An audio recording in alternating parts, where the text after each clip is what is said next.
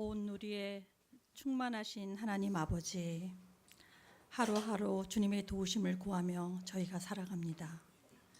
오직 주의 사랑에 매여 살아가기를 원하는 저희들에게 정말 이 시간 간절히 원하던 부흥회를 허락하심을 감사드립니다. 너희는 잠깐 보이다가 없어질 안개니라 라고 야고보서는 기록하고 있습니다. 찰나의 인생을 영원에 잇대어 살아갈 수 있도록 죄인들을 구원하신 예수님, 그 예수님을 저희들이 기뻐합니다. 그리고 사랑합니다. 누구나 선택은 할 수 있지만 아무나 갈 수 없는 주님의 나라를 소망하며 고형원 선교사님을 통해 주님께서 저희 교회에 주시는 메시지와 개인별로 주시는 말씀을 저희들은 기대합니다. 구원하심이 예수 그리스도에게 있고 역사하심이 그에게 있으며 생명 또한 주님께 있으니 오직 성령 충만으로 이 집회를 축복하여 주시옵소서. 강박해진 마음들이 녹아지고 한껏 높아진 마음들이 낮아지며 인정받고자 하는 마음을 내려놓게 하여 주시옵소서. 사업의 어려움으로 또한 관계의 어려움으로 그리고 육신의 질병으로 힘들어하는 모든 이들에게 주님의 공급하심과 치유하심을 체험하게 하시고 아울러 말씀과 기도로 모든 어려움을 잘 감당하고 이겨나갈 수 있는 힘을 얻기를 원하오니 깨닫고 분별할 수 있는 영을 저희들에게 충만하게 부어 주시옵소서.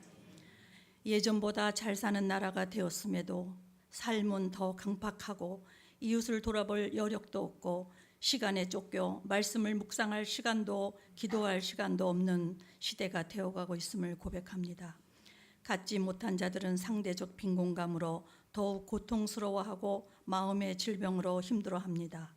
주님, 이 시간에 세상의 가치관이 아닌 하나님의 백성으로 잘 살아갈 수 있는 길을 선택할 수 있는 지혜로운 자들이 다 되기를 기도합니다. 성령께서 이 시간 고 선교사님의 입술을 통해 말씀하여 주시옵소서. 주님의 일하심을 기대하며 살아계신 예수 그리스도 이름으로 기도합니다. 마태복음 26장 6절로 13절 말씀입니다. 마태복음 26장 6절로 13절 말씀입니다. 신약 45쪽입니다.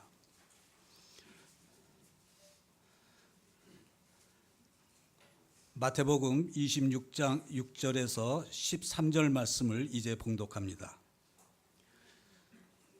예수께서 베다니 나병 환자 시몬의 집에 계실 때 한 여자가 매우 귀한 향유 한 옥합을 가지고 나와서 식사하시는 예수의 머리에 부으니 제자들이 보고 분개하여 이르되 무슨 의도로 이것을 허비하느냐, 이것을 비싼 값에 팔아 가난한 자들에게 줄 수 있었겠도다 하거늘 예수께서 아시고 그들에게 이르시되 너희가 어찌하여 이 여자를 괴롭게 하느냐, 그가 내게 좋은 일을 하였느니라.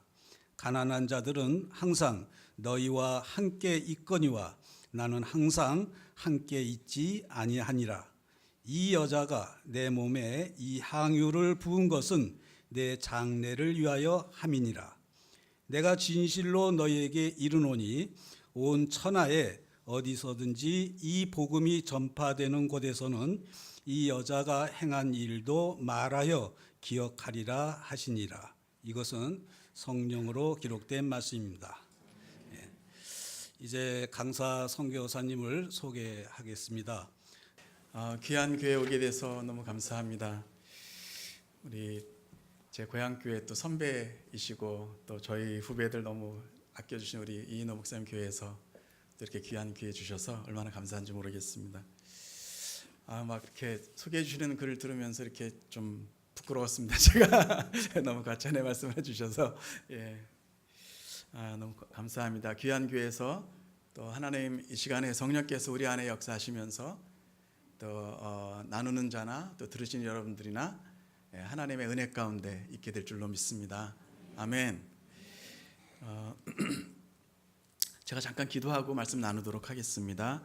아버지 하나님, 이 시간에 이 귀한 길가의 교회에 하나님 정말 귀한 성도분들 하나님 모아주시고 모일 때마다 하나님의 진리의 말씀 안에 아버지 성령 안에서 예배할 수 있도록 하나님 도와주시고 또 이 시대를 향한 하나님의 마음을 부어주시는 것을 감사드립니다.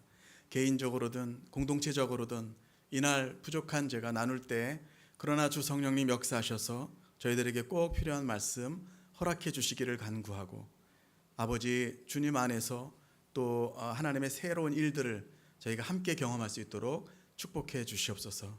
감사드립니다. 예수 그리스도의 이름으로 기도합니다. 아멘. 네, 반갑습니다. 저는 그 소개해 주신 것처럼 현재 부흥한국이라고 하는 팀에서 사역을 하고 있고요. 저희 팀은 한 20명 정도 뮤지션들이 이렇게 같이 사역하는 팀입니다.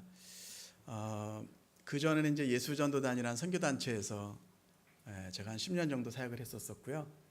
풀타임으로 사역하면서 한 5년 정도는 한국에서 일을 했고 또 5년 정도는 캐나다 토론토 지부 개척 사역 때문에 제가 나가서 또 섬겼던 적이 있습니다. 90년부터 94년 말까지 제가 토론토에 있으면서 예수전도단 사역을 했고 또 95년부터는 밴쿠버에서 신학을 공부했었는데요. 늘 제가 이렇게 공부했었다고 얘기하는 것은 졸업을 하지 않았기 때문에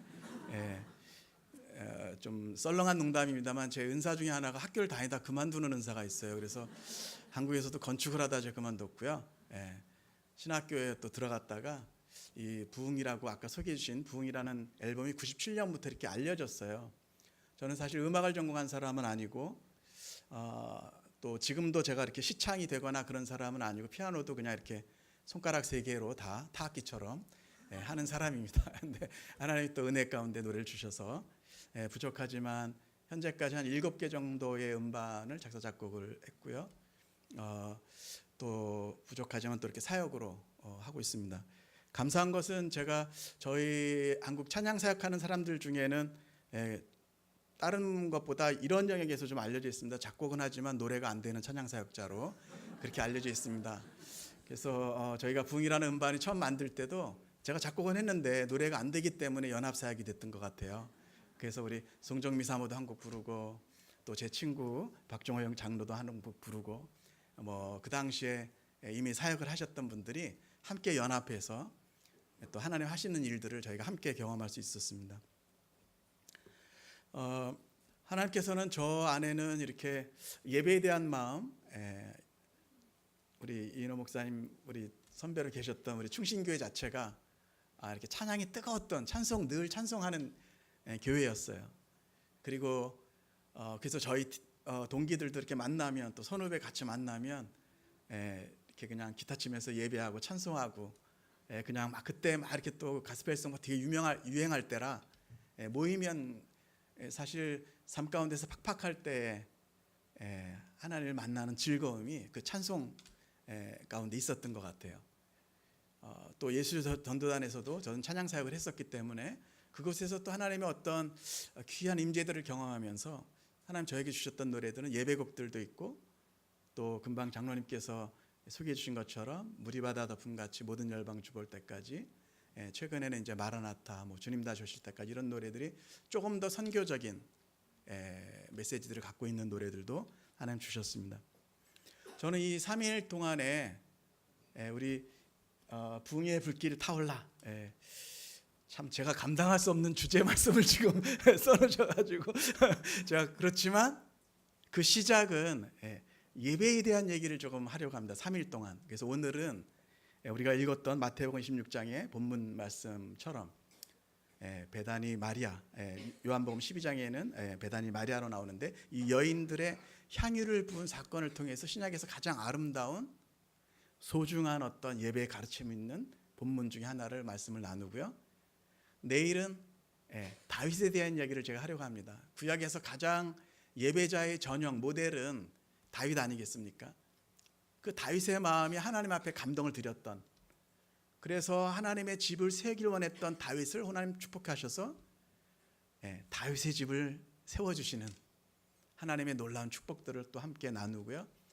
또 조금 더 마지막 금요일 날 저녁에는 개인적인 예배뿐만 아니라 하나님 이 시대에 정말 이 나라 가운데 또 새로운 부흥을 주시기 원하시는 그 마음을 우리가 소망하면서 하나님의 역전을 보기 원하는 이 시대에 점점 사람들이 모이지 않고 교회가 줄어든다, 다음 세대 염려하고 하지만 하나님께서는 우리가 주님께로 전적으로 한민족 교회가 돌아설 때 이 땅 가운데 새로운 일을 행하실 수 있는 하나님이신 것을 우리가 목도하면서 또 하나님의 말씀을 함께 나누도록 하겠습니다. 오늘 읽었던 우리가 함께 말씀 읽었던 이 마태복음 26장은 사실은 누가복음, 요한복음, 또 마가복음에 다 나오는 사건입니다. 네 군데 복음서에 동일하게 여인이 와서 예수님께 감사와 어떤 감동의 어떤 표시로 예수님께 향유를 붓는 장면이 마태, 마가, 누가, 요한복음에 다 나옵니다. 두 군데 본문에는요, 오늘 본문처럼 예수님의 머리에 향유를 부었다라고 나옵니다. 두 군데 본문 말씀에는 보면 이 여인들이 향유를 예수님의 발에 부었다라고 나옵니다. 이게 동일한 사건인지 아닌지는 제가 신학교를 다니다 그만둬서 잘 모르겠습니다. 그런데 중요한 것은 이 여인들이 예수님과 제자들이 있는 그 방에 들어와서 그 여인의 마음을 이길 수 있는 것은 아무것도 없이 어떤 주저함이나 사람들의 시선이나 혹은 이 향유, 값어치 있는 향유, 노동자들이 1년 품삯에 해당하는 1년, 뭐 요새 말로 한다면 1년 연봉, 1년 동안 번 값에 해당하는 이 값비싼 향유를 붓는 것을 막을 수 있는 것은 아무것도 없었다는 거죠. 그만큼 주님만 바라보고 주님께 무엇인가를 드리기 원하는 이 여인의 진정한 향유 냄새가 향내 나는 그 예배의 모습이 바로 이 말씀 가운데 기록되어 있는 것입니다. 저는 이 제목을 보니까 NIV 영어 성경에서는 이 본문들의 말씀이 제 기억으로는 Jesus anointed at Bethany 이렇게 나오는데 요한복음 12장에 특히 보니까요, 베다니에서 기름 부음을 받으신 예수님. 그러니까 기름 부음이라는 건 사실 우리가 흔히 교회에서 기름 부으심 그러면 하나님의 어떤 능력, 하나님의 어떤 권위가 우리 인간에게 주어지는 단어로 많이 기름 부으심을 얘기하잖아요. 어노인팅을 얘기하잖아요. 그래서 지난 10여 년 이상 우리 한국교회에서 되게 많이 사용했었던 어떤 기도 제목 중에 하나는 하나님 제게 기름을 부어주십시오. 하나님의 나라를 위해서 섬길 수 있도록. 근데 저는 이 말씀을 보면서 거꾸로 말씀드리고 싶은 거예요.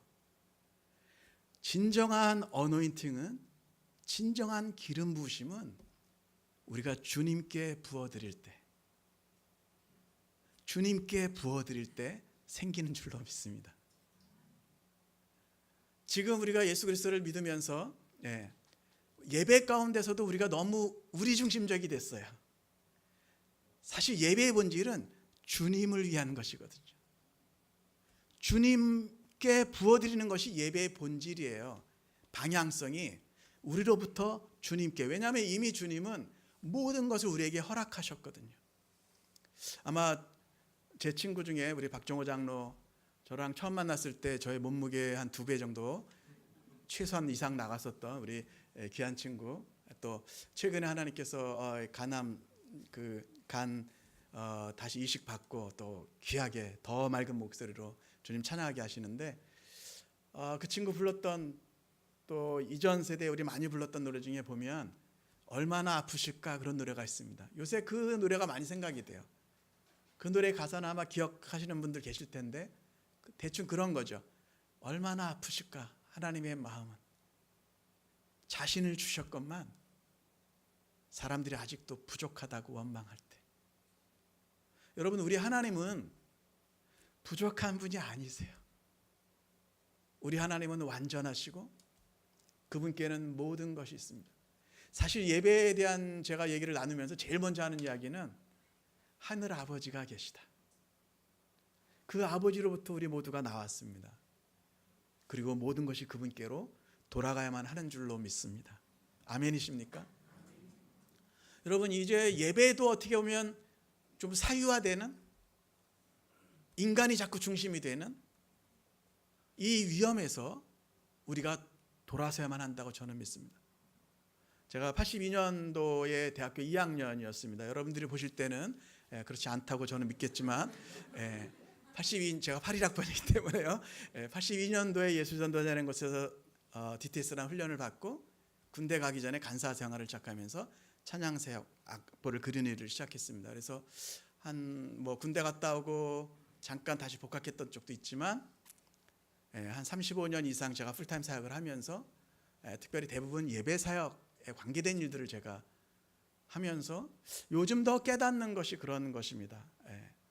제가 오래 했기 때문에 뭘 더 깨닫거나 그런 것이 전혀 아니고 지금도 제가 예배에 대해서 배워갈 때 지난 한 4, 5년간 제 마음 안에 있는 가장 큰 부담은 저 자신의 삶도 마찬가지고 가장 큰 부담은 예배의 중심에 하나님이 계셔야 되는데 너무 사람 냄새가 날 때가 많다는 것이죠. 우리가 막 중심인 것처럼 우리가 주인공인 것처럼 하고 있을 때가 너무 많다는 것이죠. 예배의 유일한 청중은 하나님이십니다.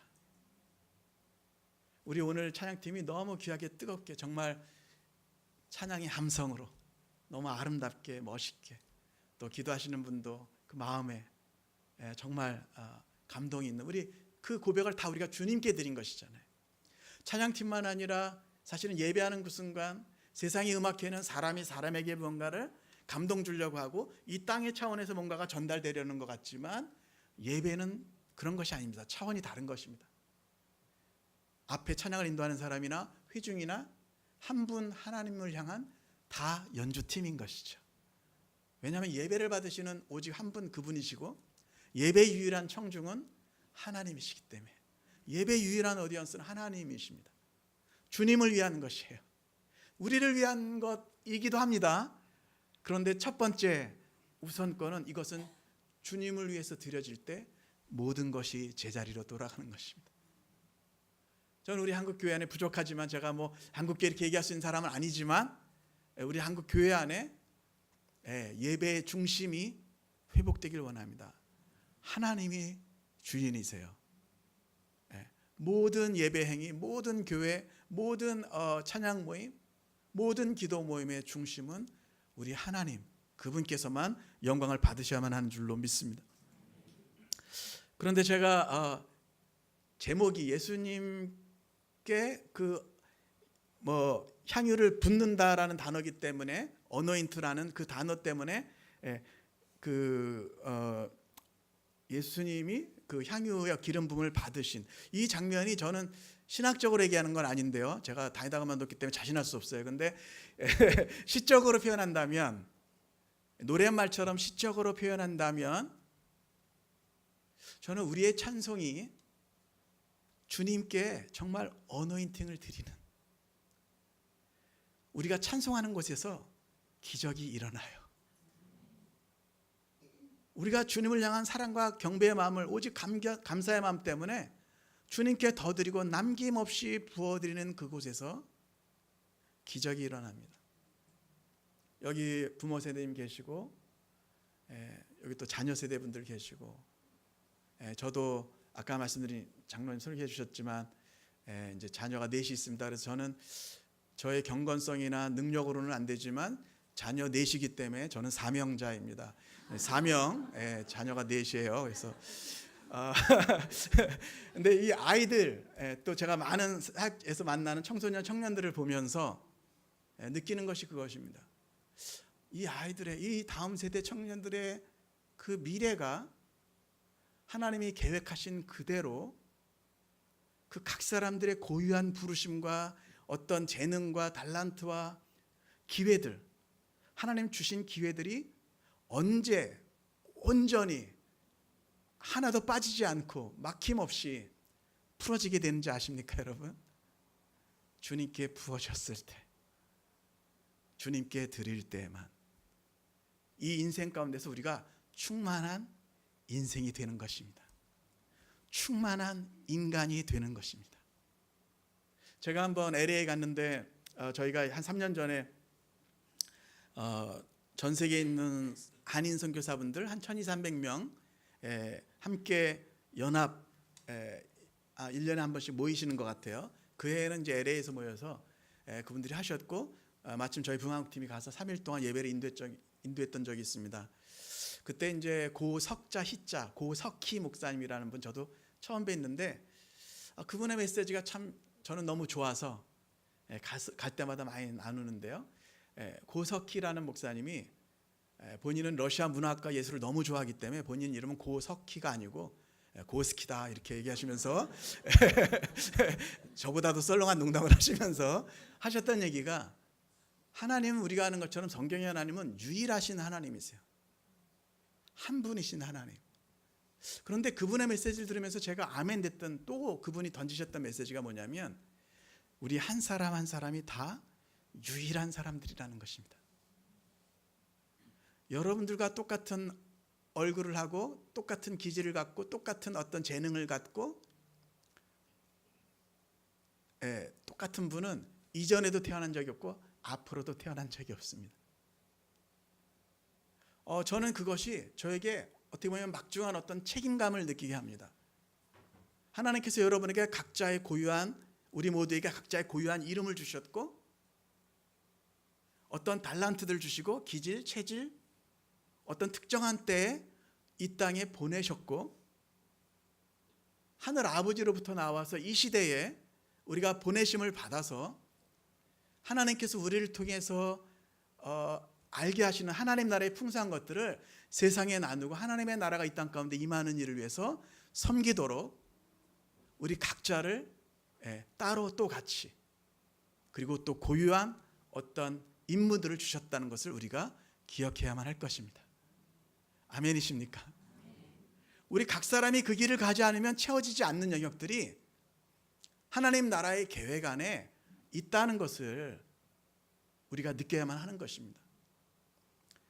저는 너무 감사해요. 제가 방마다 막 부적 붙어 있고 예수님 안 믿는 집안에서 집안 사정 때문에 중학교에서 고등학교 갈 때 고등학교 건축가, 갑자기 제 인생이 변화됐고 저는 이제 내 인생 끝났다 이렇게 생각했습니다. 건축 너무 좋은 거지만 저는 왠지 그냥 시인이 되거나 외교관이 되고 싶었었어요. 그런데 그때 제 친구가 한 번만 교회 가보자. 78년도에 고등학교 1학년 때 제가 처음 교회를 나갔고 그 이후로 떠난 적이 없습니다. 하나님의 은혜로 그곳에서는 제가 세상에서 혹은 제 가정에서 저희 아버지 어머니 늘 다투시고 20년간 별거에 계시고 제 인생에 꿈이 없었던 어떤 그 황망할 때에 저의 가정이나 제가 살았던 환경하고는 다른 빛의 세상이 있다는 것을 저는 발견했어요. 뭔지 모르지만 이끌림을 받았고 예배하다가 찬송하다가 하나님의 나라를 위해서 살고 싶습니다. 주님, 제가 뭔지 모르지만 제 삶은 너무 더럽혀져 있고 깨져 있고 저기 보이는 저 순전한 정말 귀한 분들, 그분들에 비하면 저는 너무 부족한 사람이지만 하나님의 영광을 위해서 살고 싶습니다. 하나님께서 제 마음의 기도를 들어주셨고 언젠가 돌아보니까 제가 예수 그리스도 알지 못할 때 주님 앞에 가졌던 그 꿈마저도 하나님께서 응답해 주셨다고 저는 믿습니다. 제가 곡을 현재까지 한 레코딩된 노래는 한 130에서 한 150곡 정도로 추산을 제가 합니다. 근데 사람들이 종종 물어보는 거죠. 이렇게 이 가사도 당신이 썼냐고. 안 쓰게 생겼나 봐요, 제가. 그래서 가사에 대한 얘기를 또 제가 많이 들을 때가 있어요. 그래서 저는 제 마음에 내가 뭔가 이 세상에서 영원한 것에 대해서 노래하고 싶었는데 예수님 안 믿을 때도 그 시인이 되고 싶은 그 마음의 디자이어, 그 마음의 소원을 하나님 들어주셨다. 저는 그렇게 믿고 있습니다. 그리고 저뿐만 아니라 우리 모두가 다 이 땅 가운데서 하나님 나라를 대리하는 대사직을 갖고 있는 사람들 아니겠습니까? 이 땅의 영광이 아니라 하나님 나라의 영광을 이 세상에 보여줘야 하는, 그러니까 저는 외교관의 꿈도 주님이 저뿐만 아니라 우리 모두에게 응답해 주신 줄로 믿습니다. 저는 예배할 때 사실은 제가 자주 쓰는 표현 중에 하나는 그런 것 같아요. 예배할 때 사실 그 사람이 누구인지가 가장 잘 드러납니다. 표현을 제가 잠깐 설명을 해보면 저희 팀 중에 이제 뭐 형제 싱어도 있고 자매 싱어도 있고 그런데 뭐 무리바다 분 같이나 뭔가 좀 선교적인 노래를 하면 늘 싱어가 노래하다가 사랑교회 부목사님은 사모님이셨는데 노래하시다가 꼭 꿇어앉고 울고 막 그렇게 하시는 분이 계셨어요. 제가 알았어요, 그분 선교사로 나가실지. 여러분 예배할 때는 그 사람이 누군지가 드러납니다. 제가 지금 말씀드린 것처럼 구체적으로 말씀드리지 않아도 그분 안에 있는 영혼의 어떤 것들이 고스란히 드러나게 되어 있습니다. 하나님이 온 우주의 중심이시고 여러분 예배하는 순간 우리가 이 땅의 차원에서 예배하는 것 같지만 이미 하늘의 차원에 들어가 있다는 것을 믿으시기를 바랍니다. 여러분 우리가 어디에서 예배하는지 상관없이 저는 모든 인류에게 하나님께서 아주 공평한 기회를 주셨다고 생각해요. 누구든지 하나님을 가까이 하는 자에게 하나님은 가까이 하십니다. 우리의 자녀들이 어디서 그 인생이 빛나는 영혼으로 변화될 것입니까? 하나님의 말씀을 읽고 아버지를 예배할 때라야 그들은 자기들의 정체성을 깨닫게 될 것입니다. 자기가 정말 누구인지를 알게 될 것입니다. 하늘아버지를 만날 때 육신의 부모의 뜻에 의해서 온 것이 아니라. 저희 큰아들 이름이 요한입니다. 제가 고시기 때문에 고요한이죠. 고요한 편이에요. 중학교 때 1학년 때 학교를 갔는데 갔다 와서 저희 집사람한테 그런 거, 엄마 오늘 새로 짝을 만났는데 이름이 조용하냐.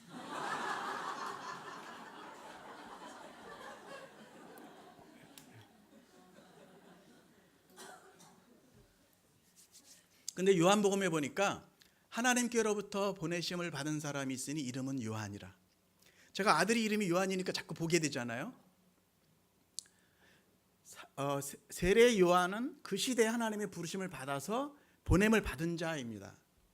근데 어떤 의미로 저는 우리 모두가 동일하게 이 시대 아까 말씀드렸지만 하나님이 다른 시대도 아니고 이 시대에 하늘 아버지로부터 우리가 육신의 어떻게 보면 이 땅의 재료 같지만 흙 가운데 생기를 불어넣어 주셔서 우리가 생명이 된 자들로서 이 땅 가운데서 예수 그리스도의 피로 이미 거룩한 제사장이 되게 하시고 나라와 제사장을 삼아 주시고 이미 어둠의 나라에서 빛의 나라로 사망의 나라에서 생명의 나라로 우리가 지금 다 그것을 깨닫지 못한다 할지라도 옮겨주신 하나님이십니다. 그러면 하나님을 예배한다는 것은 그분과 연합되어 있는 것이죠. 우리가 그분께 연합되어 있을 때만 우리가 정말 진정 누구인지를 알 수 있습니다. 인생이 무엇인지를 깨달을 수 있습니다. 우리가 배워가지만 우리가 어디로부터 와서 어디로 가는지 이해하게 되는 것입니다. 우리 안에 주신 각 사람들에게 주신 많은 기회들이 있습니다. 우리가 정말 주님 앞에 순종하면서 주님과 친밀함 가운데서 그분의 얼굴을 구하면서 주님 앞에 붙어 있을 때, 사랑하는 관계로 붙어 있을 때 우리는 비로소 우리는 부모님 육신의 어떤 뜻에 의해서 이 세상에 난 사람들이 아니고 우리의 근원은 하나님 아버지이시며 예수 그리스도께서 우리를 구원하신 것은 우리를 죄와 사망과 사단의 권세에서 끊어내신 것은 그것이 해방의 끝이 아니라 어찌 보면 하나님의 나라를 위해서 도약하고 모험할 수 있도록 자유케 해주신 시작임을 깨닫게 됩니다. 하나님의 나라를 위해서 도전하고 모험할 수 있고 창공을 날아다닐 수 있는 놀라운 삶이, 놀라운 기회들이 이 베다니 마리아처럼 향유를 주님 앞에 온전히 부어드릴 때에만 저는 충만한 기회들과 은혜들을 얻게 되는 줄로 믿습니다. 저도 그런 것들을 때때로 경험했던 것 같아요. 저희 초창기 노래들은 대부분 또 모르실 수 있지만 제가 몸이 아플 때 많이 주셨어요. 몸이 아프니까 혹은 신학교 다니는데 학비가 없을 때 힘들잖아요. 낭망이 되잖아요. 몸이 아프면 전에 같으면 약 먹고 들어 누워 있고 하나님 너무 힘듭니다. 도와주세요. 살려주세요. 그럴 수밖에 없을 때, 그러나 이 순간에도 주님은 예배 받으시기 합당하시다. 그러면 제 골방이 들어가는 것입니다. 중고 피아노가 하나, 건반이 하나 있고 때로는 기타를 들고, 전에는 몸이 아파가지고 들어 누워서 그냥 저 사역 못 나갑니다. 기도해 주세요. 이렇게 끝났지만 그것도 한 1, 2년 하니까 너무 죄송한 거예요. 주님 앞에. 그럴 때마다 너무 나약하게 학교 갈 때 학비가 없으면 또 들어 넣어가지고 하나님 왜 이렇습니까? 이렇게 하는 게 너무 창피한 거죠. 한 2, 3년 후에는 이 순간에도 하나님은 예배 받으시기에 합당하시다. 아플 때 기타를 들고 무릎 꿇고, 전에 같으면 약을 먹고 들어놓어 있었겠지만 이 순간에도 주님은 찬송 받으시기에 합당하시니까 내가 감정이 따라든 않든 통증이 있든 없든 상관없이 예배할 때 어떤 때는 몸이 갑자기 쾌유가 되기도 하고 치유되기도 하고, 어떤 때 몸은 아픈 건 그대로 있는데 건반을 누를 때 제가 알지 못하는 새 노래를 주세요. 그냥 저는 주님 예배하고 싶었는데 하나님께서 새로운 노래, 그 중에 뭐 짧은 기도 노래 잘 모르실 수도 있지만 뭐 우리 함께 기도해 뭐 이런 노래 있어요. 하늘 문이 열리고 은혜의 빗줄 이 땅 가득 내리도록, 기도송이에요. 그날도 제가 너무 아팠지만 들어가서 그냥 주님 예배해야지, 내가 요새 하나님 앞에 친밀감을 잃어버렸는데 하나님이 이 고통을 통해서 또 부르시는구나, 감사함으로 들어가서 할 때 하나님이 새로운 노래를 주시는 것도 경험했습니다. 우리가 주님을 찬송하는 그곳에서 기적이 일어납니다. 하나님의 영원한 본적지는 그 백성의 찬송입니다. 왜냐하면 시편 말씀에 하나님은 찬송 중에 거하시는 하나님이시라고 말씀하셨거든요. 찬송 중에 사시는 하나님이신 거죠. 소천하신 그 한격직 목사님께서 후배 목사님들에게 자주 그렇게 말씀하셨다 그래요. 찬송 많이 하시라고. 찬송 많이 하시라고.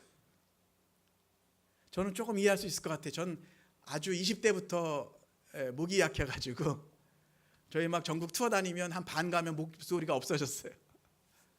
한경지 목사님께서 정말 노년에 감사하시고 싶은데, 찬양하시고 싶은데 소리가 나오지 않으실 때, 여러분 찬송을 많이 하십시오. 주님은 찬송 가운데 거하시는 하나님이십니다. 아까 말씀드린 것처럼요, 이 본문의 이 여인들의 공통점은 주님을 사랑하는 마음으로 가장 값비싼 향유를 주님께 부어드리는 용기를 가졌다는 것입니다. 마태복음 26장에 이 여인은, 사도 요한은 이 여인을 나사로와 마르다 형제인, 또 요한복음 12장에는 마리아라고 그렇게 되어 있습니다. 매우 귀한 향유였죠. 이 여인은 그녀의 존경과 사랑과 감사의 마음을 아끼지 않고 부어드릴 수밖에 없었습니다. 그런데 재미난 것은 요한복음 12장에서는 보니까 가룟 유다가 분노합니다. 이 여인이 향유를 붓는 이 장면을 보고 분노에 화를 내요. 그리고 이렇게 얘기합니다. 왜 낭비하느냐. 우리가 읽었던 이 마태복음 26장에는요, 이제는 제자들이 보고 분노했다고 나옵니다. 그리고 동일하게 이렇게 얘기합니다. 왜 낭비하느냐. 마르바던이라고 하는 캐나다 출신의 여성 신학자가 이 본문을 가지고 아주 재미나게, 그래서 역설적이게도 예배를 어떻게 정의하냐면, 예배의 본질은 거룩한 낭비이다. 이해가 약간 필요하죠. 예배의 본질은요, 거룩한 낭비예요. 왜냐하면 정말 사랑하면 낭비하거든요. 예배의 본질은 사랑하기 때문에 낭비하는 것입니다. 무언가를 얻기 위해서 가는 것이 아닙니다. 제가 아까 우리 예배 가운데 우리가 중심성, 이거를 잃어버려야 된다고, 우리가 정말 주님 앞에 내려놔야 된다고 하는 것은 뭐냐면, 우리가 주님의 어떤 축복을 얻기 위해서 예배하는 것이 아닙니다. 주님이 이미 모든 것을 주셨어요. 예수 그리스도를 주셨습니다. 그분이 모든 것을 주셨어요. 부족한 것이 없어요. 아직 응답되지 않은 기도가 있습니다. 아직 내 삶에 있었으면 하는 것들이 있어요. 그러나 그 모든 것들을 뒤로 하고 주님께 먼저 예배할 때 하나님의 뜻에 따라서 하나님의 때 모든 것이 아름답게 변화되는 줄로 믿습니다. 저는 이 얘기를 되게 많이 해요. 예배 가운데서 하나님이 중심이 돼야 되고 방향이 주님께 부어드려야 된다. 우리가 채우려고 하는 것이 되면 안 된다. 물론 하나님은 예배 가운데 모든 것을 주시죠. 그런데 우리가 하나님을 움직일 수 없다는 것입니다. 하나님은 거짓 없는 사랑에 감동하시는 분이세요. 그분은 눈을 만드셨기 때문에, 우리의 눈을 만드신 하나님은 보시는 분이세요. 아세요. 오해하시지 않아요. 우리 모두에게 동일한 기회들을 주셨어요. 누구든지 그 마음에 주님께로 향하면, 아까 우리 노래했었잖아요. 어디서나 주 얼굴 보내. 우리가 주님께로 향하면요, 주님은 반드시 알아차리시고 축복하시는 하나님이세요. 무엇을 얻어내기 위해서 우리가 하는 것이 아니라, 주님 감사합니다. 이미 주신 것으로도 감사합니다. 요새 우리 시대에 어떻게 보면 감사를 많이 잃어버려요. 제가 집회 갈 때마다 꼭 읽어드리는 내용이 있습니다. 이미 우리 길가의 교회 분들은 제가 예배할 때 제 뒤로는 못 봤습니다만 이 앞에 분들을 통해서 반사된 여러분들은 이미 그 경지를 넘어선 분들이지만 제가 이 감사에 대한 시를 하나 읽어드리고 싶어요. 여러분 그 네이버에서 언더우드의 기도라는 걸 한번 쳐보시면 이렇게 나옵니다. 언더우드 선교사님이 쓰셨던 기도 중에 하나라고 알려져 있는 시인데요. 이런 것입니다. 걸을 수만 있다면 더 큰 복은 바라지 않겠습니다. 누군가는 지금 그렇게 기도를 합니다. 설 수만 있다면 더 큰 복은 바라지 않겠습니다. 누군가는 지금 그렇게 기도하고 있습니다. 들을 수만 있다면 더 큰 복은 바라지 않겠습니다. 누군가는 지금 그렇게 기도하고 있습니다. 볼 수만 있다면 더 큰 복은 바라지 않겠습니다. 누군가는 지금 그렇게 기도하고 있습니다.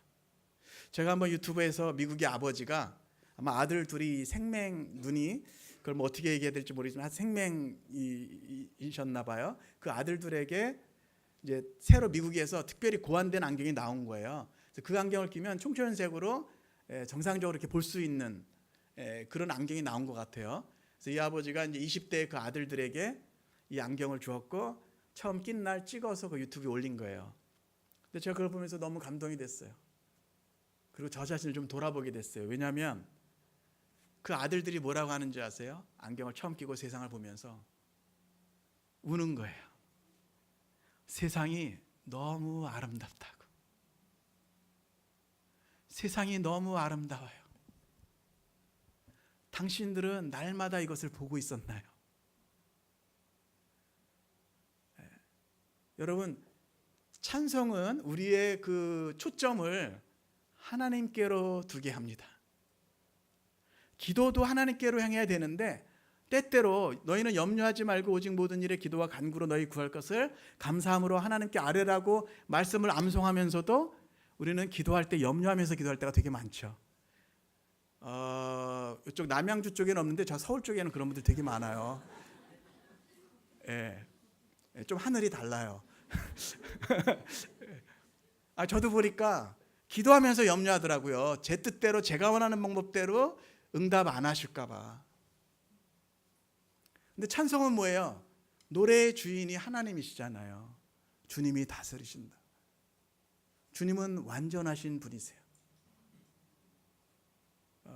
우리 아까 식사하면서 우리 장로님하고도 목사님하고도 그런 이야기 나눴었지만 제 삶에서도 보니까 정말 찬송하고 싶지 않은 이때 정말 하나님 계신 건가? 라고 생각할 수 있는 때들이 있었는데 어느 날 하나님께서 그런 깨달음을 주셨어요. 그것은 제가 밴쿠버에서 한번 저희 첫 아들이 있었고 둘째 아이가 우리 집사람이 임신해서 배가 이렇게 남산만하게 나와 있을 때였는데 새로운 달이 바뀌었는데 월세를 못 냈어요. 1일날 못 내니까 2일날 그 주인이 찾아오더라고요. 매니저가 찾아와서 할머니셨는데 캐나다 할머니가 찾아와가지고 10일까지 못 내면 너 여기서 나가야 된다 이렇게 얘기하시는 거예요. 저는 매달 하나님을 의지하고 살았어요. 제가 선교단체에서도 그런 훈련을 받았기 때문에 교회 사역도 했지만 제 삶의 반 이상을 매달 하나님 또 인도하시는 것을 체험받아서 제가 살 때였는데 하나님께서 채우시리라 생각했는데 이제 10일 날 나가야 된다 그랬는데 9일 날 밤이 됐는데 재정이 아직 채워지지 않았어요. 임신한 제 아내와 아들을 데리고 그것도 캐나다 남해 땅에서 타국에서 길거리로 나가는 건가? 뭐 이런 생각도 하면서 그날 밤에 제가 집에 있을 수가 없었어요. 그래서 바깥으로 나갔는데 감사하게 하나님이 하나를 깨닫게 해주셨어요. 제가 그날 시점에서 뒤돌아보니까 이전에도 이것보다도 더 다급한 상황들이 제 인생에 되게 많았어요. 근데 그날 시점에서 돌이켜보니까 하나님이 바로 그때든 그 다음 날이든 그 일주일 후든 그분의 방법대로 다 그 기도를 응답하셨더라고요.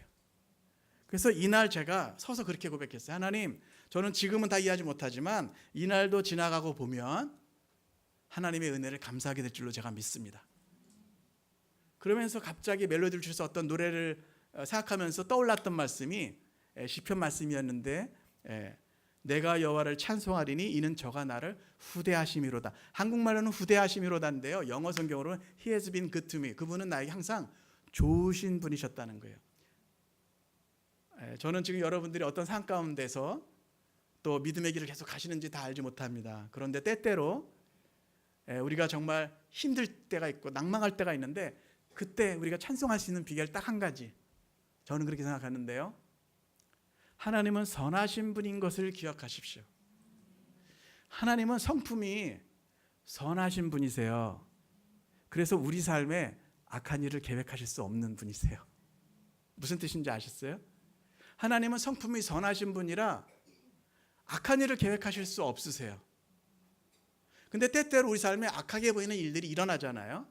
사람의 실수든 어떤 사고같이, 혹은 어떤 사단의 어떤 공격일 수도 있고. 그런데 하나님은 로마서 8장에서 기록한 것처럼 하나님을 사랑하는 자, 곧 그 뜻대로 부르심을 입은 모든 자들에게는 하나님이 합력해서 선을 이루실 수 있는 하나님이세요. 세상에서 나타날 때는 비극이고 안타까운 일인데, 하나님은 그 모든 것을 합력해서 기적으로 바꾸실 수 있는 선하신 하나님이신 줄로 믿습니다. 아까 제가 이 기도 읽었었는데요, 여기 이렇게 써 있더라고요. 언더선 기자님이 이렇게 기도했더라고요. 놀랍게도 누군가의 간절한 소원을 나는 지금 다 이미 이루고 살았습니다. 놀랍게도 누군가가 간절히 기다리는 기적이 내게는 날마다 일어나고 있었습니다. 부자가 되지 못해도, 빼어난 외모가 아니어도, 지혜롭지 못해도 내 삶에 날마다 감사하겠습니다. 날마다 누군가의 소원을 이루고 날마다 기적이 일어나는 나의 하루, 나의 삶을 사랑하겠습니다. 어떻게 해야 행복해지는지 고민하지 않겠습니다. 내가 얼마나 이미 행복한 사람인지 날마다 깨닫겠습니다. 나의 하루는 기적입니다.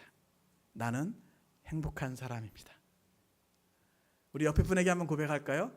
당신은, 우리 권사님은, 집사님은 기적의 사람입니다. 우리 네 분 이상에게.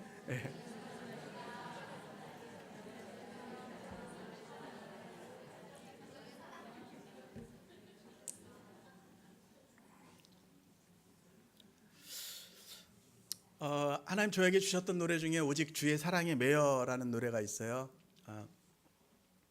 캐나다의 숲속에서 저의 죄성 때문에 한 1년을 기도했던 적이 있습니다. 파송받아서 나갔는데 제가 그 땅에 죄를 쌓고 있는 거예요. 그래서 너무 주님 앞에 죄송해서 한국으로 돌아오고 싶었는데 돌아올 용기가 없었어요. 파송받아서 나가서 몇 달 만에 어떻게 돌아오겠어요. 그 하나님, 나 이 모습으로 살 수 없습니다. 1년 동안 다급하게 기도했어요. 1년쯤 후에요, 제가 선교지를, 단기 선교를 DTS 아우리지 갔다 와서 저희 아파트 뒤에 이렇게 주정부에서 하는 숲이, 공원이 있었는데, 거기 가운데 시냇물이고 양쪽에 이렇게 길들이 있는데 사람들이 뭐 애완견 갖고 나오기도 하고 인라인 스케이트를 타고 지나가기도 하는데, 제가 그 언덕을 내려가는데 주님이, 물론 저를 떠나신 적이 없지만 놀랍게 저에게 임하시는 것을 경험했어요. 그냥 주님 사랑합니다, 감사합니다 말밖에 할 수가 없었어요. 저는 그 당시에도 하루에, 일주일에 한 3일에 한 번씩은 약을 먹어야지만 잠을 잘 수 있었고요. 그 다음에 저희 아버지, 한국에 계신 아버지, 예수님 아직 안 믿고 있었어요. 그러니까 제 마음에 늘 근심은 우리 아버지의 구원. 그 다음에 세 번째, 결혼하고 싶어서 자매들 이렇게 열심히 교제하고 그러면 끝에 꼭 저보고 친구로 남자 그러더라고요. 물론 제가 찬양인도, 예수원단에서 화요일 찬양인도 할 때 저 뒤에서 기다리는 자매들도 많았다는 그런 물론 전설도 있었겠지만, 하여튼 그러니까 저는 이제 결혼 30살 정도 됐을 때인데, 결혼하고 싶었는데 빨리 예수님 믿는 자매랑 아주 굳건한 믿음에서 하나님 나라를 위해서 일하고 싶었는데 그 일도 일어나지 않았어요. 그러니까 제 삶에 아직 응답되지 않는 아주 큰 기도 제목 3가지가 있었다는 거죠. 근데 그 숲속에서 저는 하나도 부족한 사람이 아니었어요. 너무 기쁜 거예요. 배에서 기쁨의 강물이 흘러나간다는 것을 제가 그때 처음 알았어요. 찬양하면서 다니는데 주님 사랑합니다, 감사합니다, 그 말밖에 안 나오는 거예요. 부족한 게 없어요. 부족한 게 있잖아요, 분명히 실제적으로는. 근데 하나님의 은혜로 충만하게 하셨어요. 그냥 그 숲에 다니면서 한 번도 무엇을 구하는 기도를 드리지 않았어요. 그렇게 되더라고요. 그냥 주님 사랑합니다. 감사합니다. 사실 제가 마지막까지 주님 앞에 못 내놓은 기도, 마지막 주님 여기는 들어오시면 안 된다라고 하는 마지막 기도는 결혼의 영역이었어요. 나는 빨리 좀 믿음의 자매 만나서 결혼하고 싶은데 그러니까 두려워서 못 내놓는 거 있잖아요. 그래서 그 숲속을 다니는데 한 달 반을 다녔는데 너무 기쁘니까 감사하고 그러니까요. 제가 마지막으로 내놓지 못한 기도를 그냥 쓱 주님 앞에 드리게 되더라고요. 어떤 기도를 제가 숲속에 다니면서 이건 제가 받은 너무 기적인 게 하나님 제가 만약에 결혼하고 지금보다도 주님 더 덜 사랑할 것 같으면 저 결혼 안 해도 괜찮을 것 같아요. 전 처음으로 그 기도가 나왔어요. 정말 제 마음의 중심으로. 저는 그런 종류의 사람이 아니었거든요. 여러분은 모르겠습니다만. 네. 그러고 나서 또 한 달을 뭐 결혼 기도한 것도 아니고 그냥 다니기만 한 거예요. 다니면서 일주일에 한 4, 5일 그 숲속에 들어가서 주님과만 교제한 거예요. 30분을 춤추듯이 가고 사람 없으면 막 정말 춤을 추면서 다니고 그리고 거기 높은 언덕이 있었습니다. 그 언덕에는 사람들이 올라오지 않아요. 자, 그곳에서 캐나다 토론토를 위해서 중보기도 하고 이 캐나다 땅에 하나님의 나라가 임하길 원합니다. 예배하고 중보기도 하다가 어느 날 너무 가슴이 벅차서 제가 늘 이렇게 가사처럼 써놓으니까 수첩에다가 오직 주의 사랑에 매여서 내 영혼이 주님을 즐거워하는 줄을 주님 아십니다. 이렇게 써놨어요.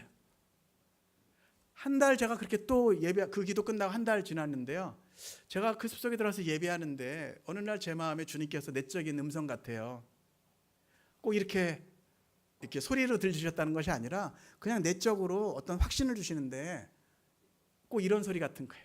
하나님이 저에게 내가 지금 네 결혼을 준비하고 있다. 저 사입이 이단 아닙니다.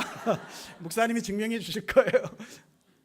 그냥 제가 그 문제를 붙들지 않고 주님 앞에 드렸잖아요. 그냥 사랑하기 때문에 그런 것이 일어나든 일어나지 않든 저한테는 아무것도 중요한 게 아니에요. 주님만 보이는 거예요. 주님만 계시니까 기쁜 거예요. 그래서 그냥 그 주님 따라서 제가 혼자 예수님과 사랑에 빠져서 그 습속을 왔다 갔다 했더니 어느 날 주님께서 내가 지금 네 결혼을 준비하고 있다. 실제로 한 달 후에 지금 제 아내 4명의 저를 사명자 만들어준 우리 아내를 그렇게 어렵게 보이던 결혼을 그냥 이렇게 차차차 인도하시더라고요. 제 간증을 듣고 토론토의 청년들이 많이 숲속으로 들어갔어요. 근데 제가 이 이야기를 사실 그때 그렇게 하고 나서 그 가사를 가지고 제가 10년 동안 곡을 쓰지는 못했었는데 저는 사실은 뭐 곡으로 혹시 저를 이렇게 뭐 혹시 기억하시는 분들의 생각과는 다르게 저는 이제 좀 신령한 사람은 아닙니다. 근데 딱 하루 신령한 날이 있었던 것 같아요. 어떤 날 자다가 깼는데 제가 꿈속에서부터 노래를 부르다가 깼다는 걸 알았어요. 이 멜로디가 보니까 우리 권사님들이 부르시는 멜로디 같은데 오직 주의 사랑에 매여 멜로디였어요. 이 멜로디에 무슨 가사를 붙일까 그랬는데 10년 전에 써놨던 캐나다 언덕에서 이 소망의 언덕, 이 소명의 언덕, 기쁨의 땅에서 내 영혼 즐거이 부릅니다. 그때 가사가 이렇게 생각나더라고요. 제가 이 스토리를 자주 말씀드리는 이유는 그런 것입니다. 우리가 기도하면서도 염려하더라고요. 네, 먼저 찬송하세요. 믿음이 있어야 찬송합니다. 하나님이 선하시고 하나님이 완전하시다는 것을 알 때 사실 기도도 마찬가지죠. 믿음 있는 사람만 기도하거든요. 하나님이 기도를 통해서 역사하신다는 것을 아는 사람만 사실 기도합니다. 내가 할 수 있다고 생각하는 사람은 기도하지 않습니다. 자신을 의지하는 사람은. 찬송도 마찬가지입니다. 하나님이 살아계시고 그분이 나의 모든 것을 아신다. 나보다도 나를 더 잘 아시고 나의 모든 필요한 것을 아시는 하나님이시다는 것을, 선하신 하나님이신 것을 믿을 때 우리는 때때로 삶에서 어떤 것이 일어나지 않아도 찬송하게 되는 것입니다. 저의 노래 스토리 하나 더 말씀드리면, 제가 한 10몇 년 전에 버스를 타고 가는데 버스 안에서 노래 하나를 들었습니다. 대중가요를 들었습니다. G.O.D라고 하는 그룹의 길이라는 노래였는데 노래를 제가 들려드리면 좋겠습니다만 할 수가 없어가지고 가사만 불러드리면 약간 심파조가 되겠지만 이런 내용이었어요. 그 가사가 저는 딱 들어왔는데 처음 듣는 노래인데 가사도 멜로디도 편곡도 너무 아름다운 길이라는 노래였고 가사 내용은 이런 거였죠. 내가 가는 길의 끝에서 무슨 일이 일어난지 알지 못하는데 왜 나는 오늘도 이 길을 걸어가고 있나. 그 뒤에 가사에 보니까 더 아주 이렇게 의미 있게 왔던 것은 내 마음에 쏙 들어왔던 가사는 내가 가는 길의 끝에서 내 꿈은 이루어질까.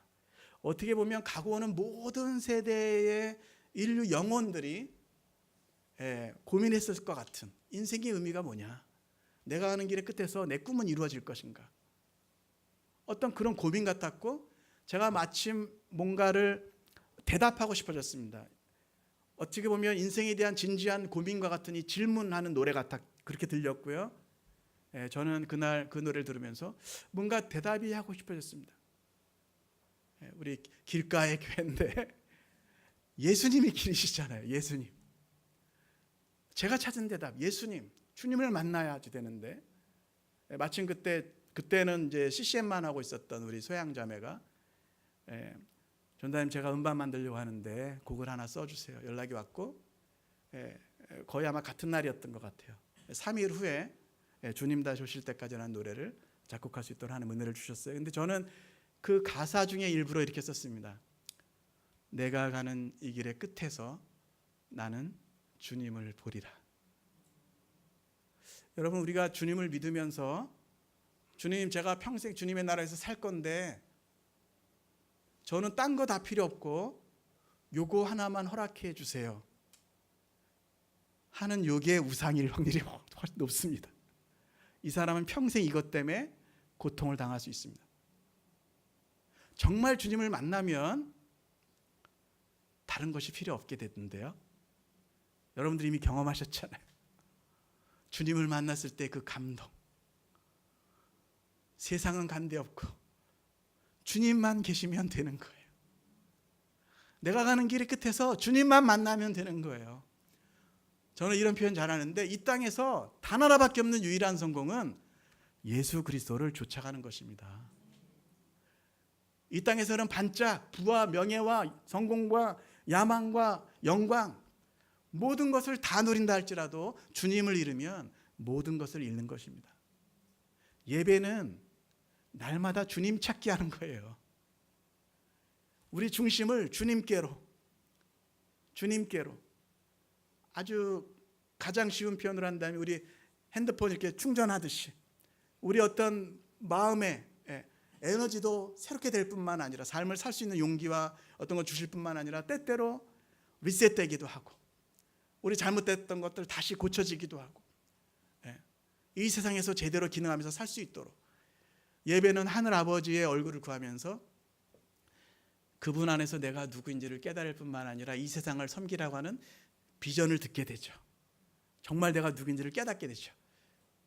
그리고 무엇을 위해서 살아야 되는지 알게 될 뿐만 아니라 그것을 실제적으로 이룰 수 있는 능력이 권세가 부어지는 시간이 예배 시간인 것이죠.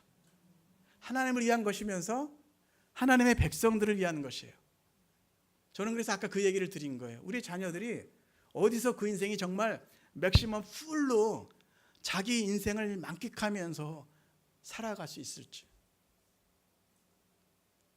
왜냐하면 저는 아까 말씀드린 것처럼 정말 너무 터무니없는 삶, 말도 안 되는 제 인생은 완전히 회색빛으로 끝났다고 생각할 때 전도를 받아서 교회를 나가기 시작했고 밝은 세상이 있다는 것을 알았고 예배하면서 하나님 위해서 살고 싶습니다라고 하는 고백을 계속해서 드릴 때 지금 돌이켜보니까요 얼마나 감사한지 모르겠어요. 한 해 한 해 지나갈수록 어떻게 하나님께서 이런 은혜를 주셨는지. 여러분 모두 아멘이시죠? 우리가 주님의 은혜로 여기까지 왔습니다. 우리의 능력이 아닙니다. 우리의 잘남이 아닙니다. 오직 하나님의 은혜로 이끌림을 받아서 여기까지 왔습니다. 이 마태복음 16장의 이 여인은 향유를 남김없이 부어드리는 그 마음의 고백을 주님 앞에 부어드렸어요. 근데 아까 말씀드린 것처럼 제자들 또 가룟유다는 왜 낭비하느냐 그랬잖아요. 이해가 되지 않죠. 왜 낭비하느냐. 여러분 예수님의 이 때를 한번 상상해 보세요. 예수님은 인류의 죄를 위해서 죽으러 가셔야 할 것을 말씀하셨고 제자들이 들었습니다. 제자들은 요새 말로 하면 라이브로 현장에서 직접 예수님의 음성과 메시지와 기적을 보았던 사람들이에요. 그런데 희한하게도 이 말씀들에 보면 이 예수님의 제자들이 화를 냅니다. 주님께 그것이 합당하지 않다는 거예요. 아깝다는 거예요. 왜 그랬을까요? 예수님은 지금 십자가 길을 홀로 가고 계십니다. 제자들이 이해하지를 못해요. 예수님의 길을. 왜 그랬을까요? 그래서 제자들은 분노한 것인데요. 왜 그랬을까요? 제자들은 요새 말로 한다면 예수님을 믿고 예수님을 의지해서 성공하기를 원했습니다. 그들은 높은 자가 되기를 원했습니다. 예수님의 길과 다른 것을 꿈꾸고 있었어요. 어떻게 그걸 아냐고요? 이 당시에 제자들이 했던 것은 뭐냐면 누가 큰 자니까 다투고 있었거든요. 예수님은 십자가 그 마음의 번뇌와 그것을 알아줄 제자들이 필요했는데, 함께 기도해주고 옆에 같이 서줄 사람들이 필요했는데 제자들은 마음은 높은 곳에 가 있었습니다. 그래서 한 어머니는 내 아들을 오른편에 한 사람은 왼편에, 제자들은 누가 큰 자니까 다투고 있었기 때문에 이 여인이 예수님께 부어드리는 향유의 의미를 짐작도 할 수가 없었던 것입니다. 여러분 그 예배라고 하는 단어가 헬라어로 프로스키네오라고 하는 헬라어 원어가 쓰여지고 있는데, 이것이 요한복음 4장에도 보면은 예수님과 사마리아 여인과 대화할 때 예배라고 하는 단어 때 쓰여졌던 프로스키네오라고 하는 단어는 원래 의미가 사람의 손에 키스하다, 입 맞추다, 어떤 예를 들여서 경배하다, 이런 표현이라고 합니다. 예배의 본질은 사랑하는 주님께 경배의 마음으로 정말 손등에 입 맞추고 절하고 높여드리는 그런 것을 의미하는 것입니다. 그런데 그 예배, 프로스키네어를 우리가 실패할 때, 저는 이 말씀 보면서 정말 철렁할 때가 있었는데요. 여기는 우리가 읽었던 말씀 바로 뒤에 보면 가룟유다가 그냥 예수님 팔았다 이렇게 나오지만, 다른 본문에 찾아보면 누가복음 22장 같은 데 보면은요, 가룟유다가 어떻게 예수님을 파는지 아십니까? 거짓 입맞춤으로. 거짓 입맞춤으로 예수님을 팝니다. 우리가 하나님을 예배하면서 우리 마음속에 다른 것이 도사리고 있다면, 이 세상의 성공과 나의 유익과 만족을 위하는 마음이 더 커졌다면, 그것은 거짓 입맞춤일 수 있습니다. 주님 슬퍼하세요. 하나님 부족한 것이 없으세요. 주님께 가까이 나오면 주님은 그 아들까지도 주신 하나님이세요. 놀라운 축복이 기다리고 있어요. 그런데 우리가 염려함으로 이 세상의 것을 탐하면서 우리가 하나님의 선하심을 이해하지 못할 때, 세상의 아버지들도 세상의 어머니들도 자식에게 좋은 것만 주고 싶어 하잖아요. 좋은 것만 주고 싶어 하잖아요. 그런데 우리가 하나님에 대한 신뢰를 어떤 때는 아직 자라나고 있기 때문에 우리 마음속에 근심함으로 하나님을 예배 가운데서도 이렇게 하려고 하는, 예배 가운데 신뢰가 필요하죠. 왜 낭비하느냐? 세상은 주님께 드리는 것을 아까워합니다. 제자들까지도 아까워했어요. 그러나 이 여인은 더 드릴 수 없음을 안타까워했습니다. 이것을 비싼 값에 팔아 가난한 자들에게 줄 수 있었겠다. 가룟유다는 돈꾀를 맡은 자들이었죠. 가난한 자들을 생각함이 아니라 거기 넣는 것을 훔쳐가는 사람이었죠. 그리고 나중에 은삼십에 거짓 입맞춤으로 예수님을 파는 자가 되었습니다. 우리가 무엇을 가장 귀하게 여기는가? 그것이 우리 삶의 실질적인 주인일 수 있습니다. 여러분 한번 이렇게 질문해 보세요. 저도 이건 저 자신에게 제가 적용했던 거예요. 우리 삶에 앞으로 내가 어떤 일이 있어야지만 만족할 것 같은, 혹은 미혼이시라면 누가 와야지만 내 인생이 축복받는 것 같은, 우리가 기다리고 있어요. 사람들이 이미 예배 가운데서 우리 삶 가운데 주님은 나와 함께 계시는데 저도 보니까 계속 딴 거를 기다리는 거예요. 내 삶에 어떤 일이 일어나기를 기다리고 있어요. 그러니까 사람들이 예수님을 믿어도 지금 다 불만족감이 있어요. 불만족감. 감사하지를 않아요. 기뻐하지를 않아요. 주님은 완전하신 분이신데, 부족한 분이 아니신데 우리가 주님을 깊이 경험하지 못했기 때문에. 여러분, 마르다에게 한 얘기가 뭐예요? 마르다야, 마르다야, 네가 많은 일로 염려하고 근심하나? 영어 표현으로 보면 only one thing, 오직 한 가지가 너에게 필요하다. Only one thing is needed. 저는 어디 가서 캐나다에 10년 있었다는 얘기는 안 합니다. 금방 여러분 들으신 것처럼 발음도 나쁘고 혹시라도 통역시킬까 봐 실력이 안 되는데, 근데 그 본문 말씀은 only one thing is needed. 너에게는 오직 한 가지가 필요하다. 저는 때때로 이런 생각합니다. 예배 사역자이기 때문에 그런지는 몰라도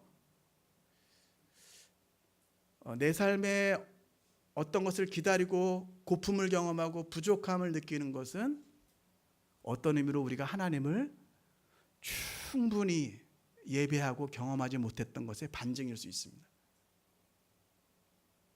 제 경험상으로 그렇던데요. 아까 오직 주의 사랑에 매여 노래 얘기도 들려드렸지만 우리가 하나님의 말씀과 성령 안에서 깊이 들어가면 우리 찬송가의 위대한 사람들이 했던 것처럼 세상과 나는 간 곳 없고 오직 주만 보이고 초막이나 궁궐이나 어디든지 하늘나라가 되는 역사가, 그게 실제라고 저는 믿습니다. 교회에서 붕괴하면서 어떤 그때만 특별한 때고 세상에서 이게 실제야, 속지 마세요. 여러분, 예배하는 그 순간이 실제입니다. 하나님 안에 있는 그 순간이 실제예요. 속지 마세요. 야고보 선지자는 야고보 사도는 이렇게 얘기합니다. 너희가 속지 말라. 세상이 좋은 것 주는 거 아니다. 각양 좋은 은사와 온전한 선물은 다 위로부터 빛들의 아버지께로부터 옵니다. 그것이 진리입니다. 예배는 뭐예요? 그분께 나가는 거예요. 그분 앞에 나가면 각양 좋은 은사와 온전한 선물, 온전한 선물. 세상은 온전한 것을 주지 않습니다. 좋은 것, 완전한 것은 빛들의 아버지께 나아갈 때, 빛들의 자녀되는 권세로 하늘에 계신 우리 아버지 할 때 우리는 온 우주의 중심 센터로 들어가는 것입니다.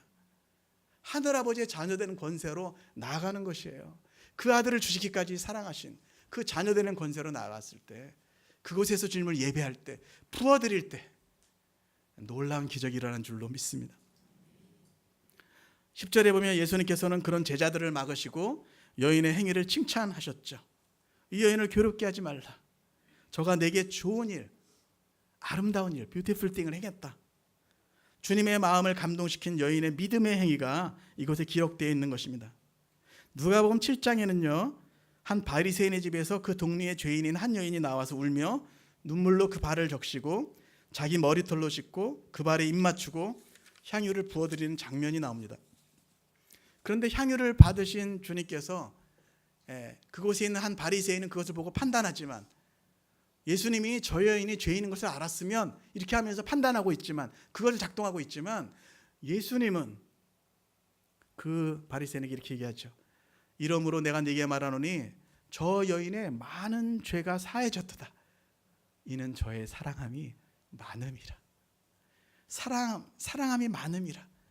사함을 받은 일이 적은 자는 적게 사랑하느니라. 여러분, 사랑하면 낭비합니다.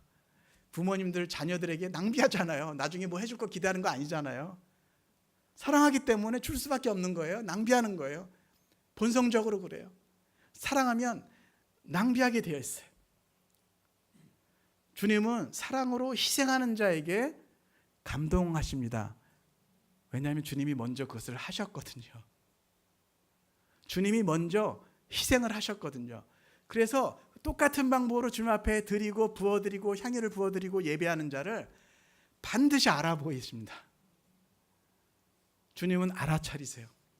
저는 때때로 이렇게 생각합니다. 예배라는 것은 마지막 날에 우리가 그 나라에 갔었을 때 예수님을 만나게, 눈과 눈을 맞대고 뵙게 될 때 아마 이 세상에서는 주님 때문에 많이 얻은 자가 자랑할지 모르겠지만 이 세상에서는 이 세상이 그냥 한 번 왔다가 다시 오지 못하는 이 인생에서 뭔가를 그래서 다 누려야 한다는 강박이 있어요. 예수 믿는 사람들 중에서도.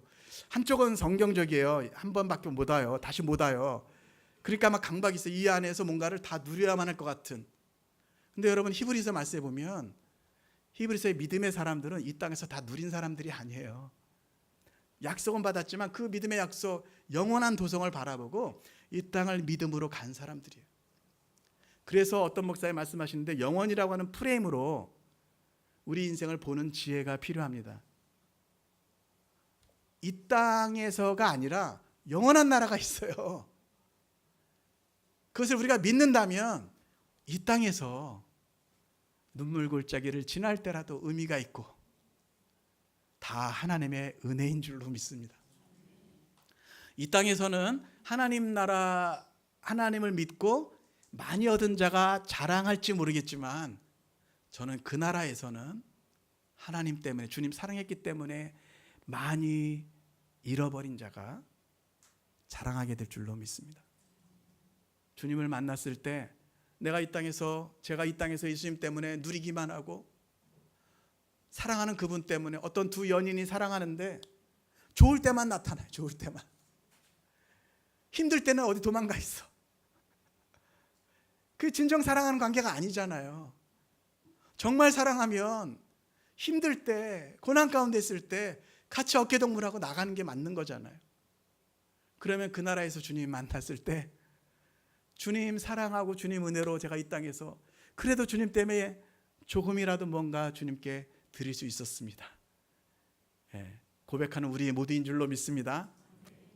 주님은 물과 피를 다 부어주시기까지 우리를 사랑하셨기 때문에 무언가 그 마음의 희생을 가지고 이 여인처럼 부어드리는 자는 반드시 알아차리십니다.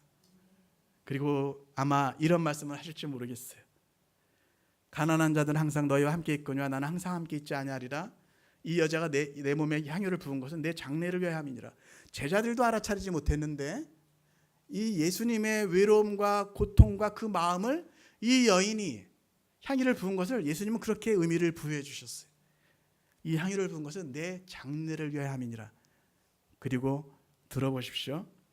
내가 진실로 진실로 너희에게 이르노니 온 천하에 어디서든지 이 복음이 전파되는 곳에서는 이 여자가 행한 일도 말하여 그를 기억하리라 하시니라. 하나님은 기억하시는 하나님이신 줄로 믿습니다.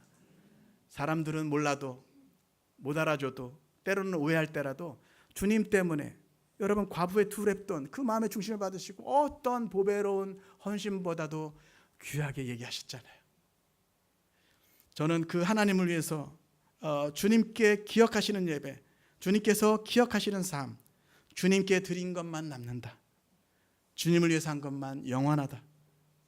우리의 수많은 말들과 노래들과 예배들이 있는데 주님께서 기억하시는 예배의 한 종류가 있는데 그것은 뭐냐면 희생하면서 드리는 예배를 하나님이 기뻐하세요. 왜냐하면 하나님이 그렇게 하셨거든요. 그 아들을 희생하셨고 예수님도 희생을 통해서 우리를 채우셨기 때문에 희생하면서 나오는 자를 반드시 알아차리신 줄로 믿습니다. 그리고 존귀히 여기세요. 예배는 서로 두 존재가 만나는데 하나님과 우리가 만나는데 서로 너무 사랑하기 때문에 아낌없이 부어드리는 두 존재가 만나는 것이.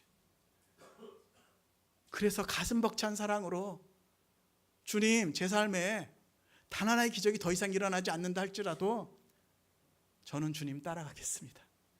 이미 주신 것으로 넉넉합니다. 제가 매일 집에 들어가면 몸이 조금 힘들 때 그래서 그랬는지 어느 날 집에 들어왔더니 저희 아내가 당신 집에 들어오면 힘들다 이런 얘기 좀 하지 말래요.